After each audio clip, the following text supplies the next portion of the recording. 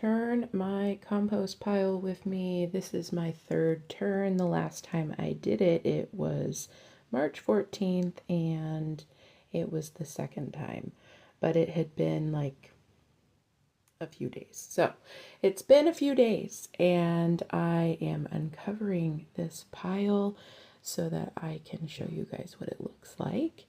And I'm using old greenhouse plastic as the cover.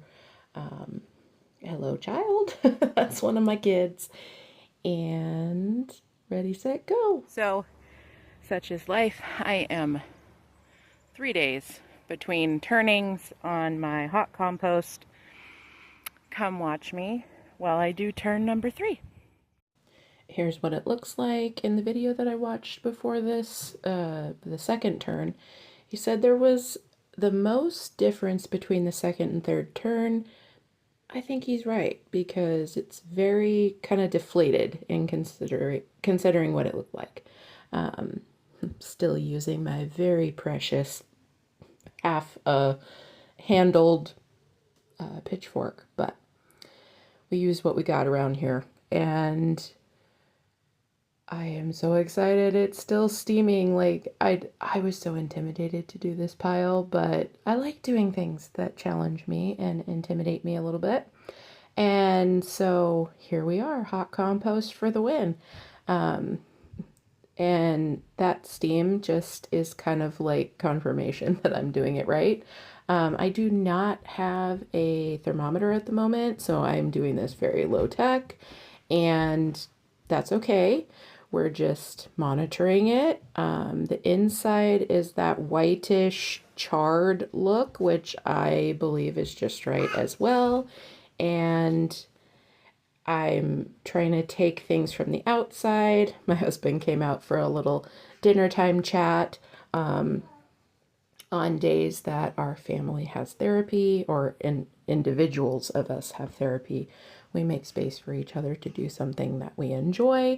Gardening is my big girl grown-up hobby, so he's doing dinner while I am doing some garden stuff so that I can decompress after therapy. So he made a very boss chicken and rice soup. This day I knew I was tired too, but I didn't realize how tired I was, and you'll find out in a minute how that kind of shows itself. But look at that, all that steam. I am so excited to see what this pile does. Still trying to get stuff off the outside so that I'm mixing it up good. And if you see me pausing in this video, it's because I had a rake next to the tree, and like a plastic rake, and I cannot find it. I'm occasionally, while I'm taking little mini breaks, trying to scan my yard for this rake. My kids were doing some building of ramps and things for their bicycles, and I am assuming that they used the rake, so I keep looking to see if I can find it. So that's why I keep starting and stopping. You may also notice that I am not trying to push myself to do this very quickly. I am trying to build this pile up higher. You know, it's settled, and I guess building it a little bit higher helps it retain heat, not to mention the plastic also helps it to retain heat. But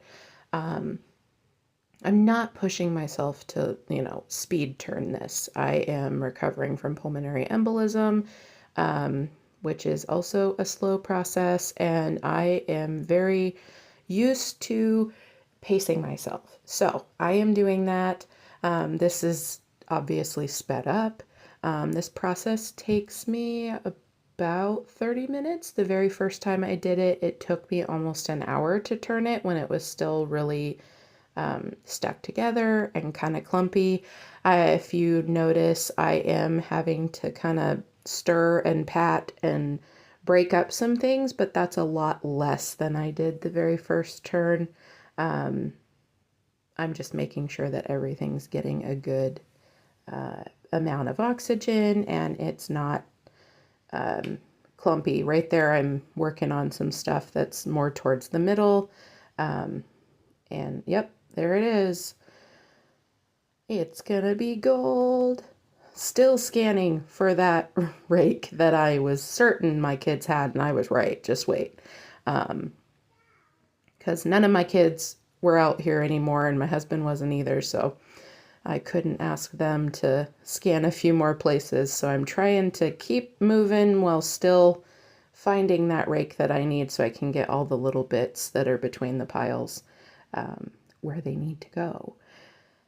It had again snowed the night before this, so I'm very impressed that this compost is still cranking and hot, even with the temperature fluctuations here in western Montana. And yeah, this hot compost thing is awesome. I found it. I found the rake. Watch, I'll bring it back. It was over near exactly where I thought the bicycle creations that my kids have done. As you can see, we have a shed of things that have retired and met their destiny in our life, and we call it the junk shed, and our kids have the ability to try and recycle or reuse something as long as they can do it safely and they clean up after themselves. So that is how we encourage creativity and ingenuity in our home.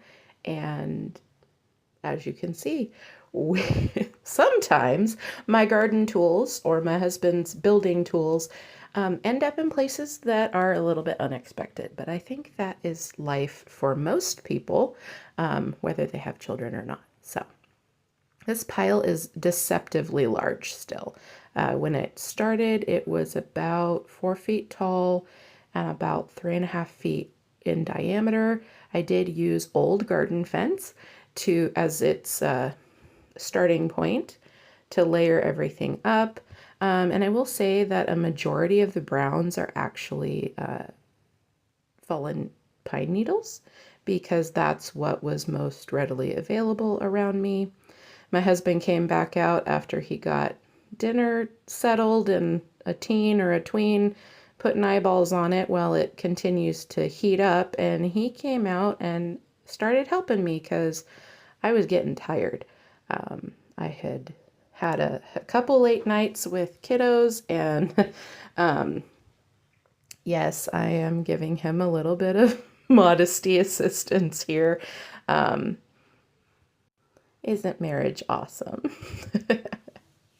I told him I was going to do it too, and he thought it was funny. So, marriage is fun. Okay, so there are two people in marriage I have discovered, the person who's the muscle and the person who's in the details.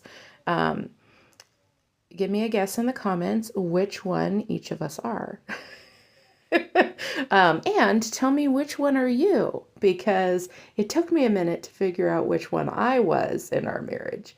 And the more marriages that I see around me, my husband and I have been together almost 18 years and married 16 and a half.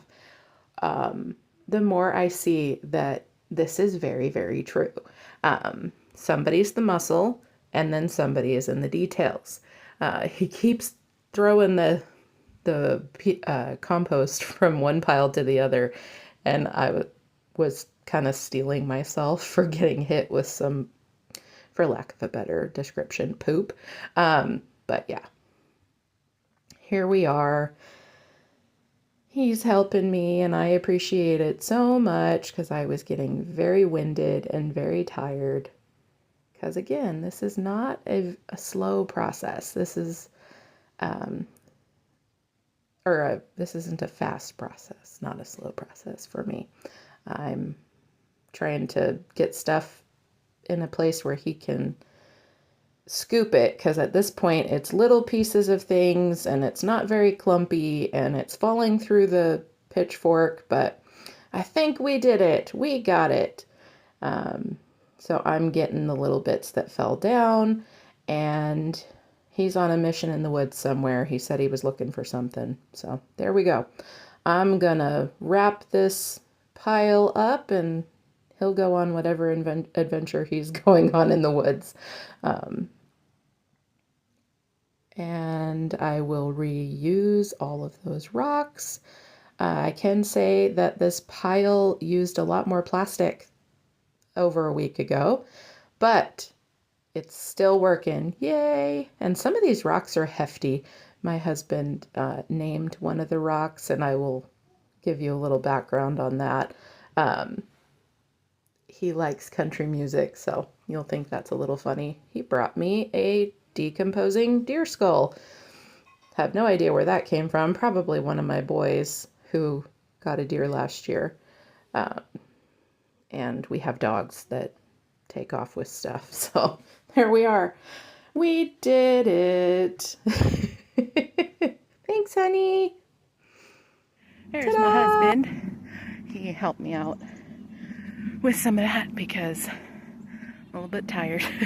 Been up late with kiddos the last couple nights, and he has narcolepsy, so the night shift is mine with tiny humans, so he was helping me out. I was giving him a little bit of crap about Lucille there because he was quoting that country song about "Don't leave me, Lucille," because it was keeping the tarp from running away the other day when we had all the wind. But third turn, I did not water my pile today because my pile was smoking, so it should be okay.